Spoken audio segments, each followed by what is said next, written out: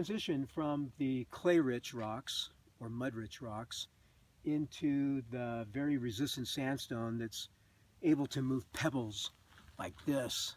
I mean, some of these pebbles are this large in this rock, and also big chunks of wood. Here's some pieces of petrified wood laying all over the place, and really not just pebbles, but look at the size of this tree over here.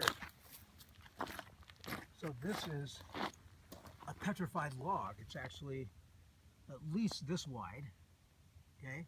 And it goes into the rock there. The rest of it fell off the side of the cliff. But a current that was strong enough to move a log like this is very different from the currents, or lack of currents, that were depositing those rocks there. So something had to have happened. Something drastic and abrupt had to have happened. Was it a change in climates that caused a lot more water to run down the streams or into this system? Or did the land start to rise, which caused more of a slope so that the water could run faster down the area? These are questions that geologists like to investigate.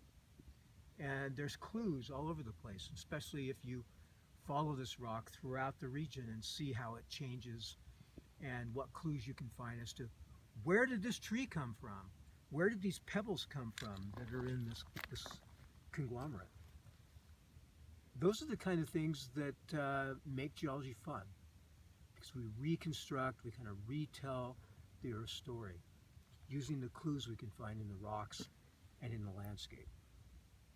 One other thing about this landscape that's very important is you can look over here and you can see that the top of that mesa is not the same color as we're in now. It's not made up of this buff colored sandstone that we're in. It's actually black. And that is a layer of volcanic rock, which we call basalt. And that came from a volcano that's further up the stream. And what it means is that when that volcano erupted and when that lava flow flowed over this stuff we're standing on here, all of this landscape was at that level. None of this area that you see carved in here was even here then, or the lava flow would have run down into it.